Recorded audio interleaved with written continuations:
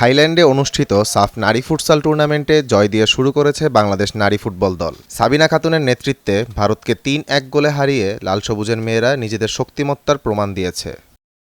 ম্যাচের শুরু থেকেই আক্রমণাত্মক মনোভাব দেখিয়েছে বাংলাদেশ। মাত্র ৭ মিনিটে কৃষ্ণা রানী সরকারের অ্যাসিস্টে সাবিনা খাতুন প্রথম গোল করেন এবং লাল সবুজের হয়ে আন্তর্জাতিক মঞ্চে প্রথম গোলদাতা হিসেবে নিজের নাম লিখিয়ে নেন। ১৩ মিনিটে আবারও গোল করে ব্যবধান দ্বিগুণ করেন সাবিনা।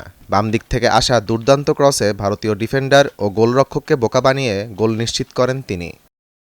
২ গোল এগিয়ে থেকেও বাংলাদেশ একের পর এক আক্রমণ চালিয়ে চাপে রাখে ভারতকে। হাই প্রেসিং, দ্রুত বল পুনরুদ্ধার এবং অভিজ্ঞ খেলোয়াড়দের দুর্দান্ত পারফরম্যান্স ছিল দলের মূল শক্তি। হেড কোচ সাইদ খোদার আহমির সময়োপযোগী সিদ্ধান্ত ম্যাচে গুরুত্বপূর্ণ ভূমিকা রাখে।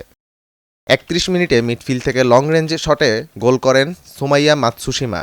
স্কোর লাইন দাঁড়ায় ৩-০। ৩৬ মিনিটে ভারত একটি গোল শোধ করলেও এরপর আর ম্যাচে ফিরতে পারেনি। গোলরক্ষক স্বপ্না আক্তার জিলি বারবার গুরুত্বপূর্ণ সেভ করে দলকে রক্ষা করেছেন।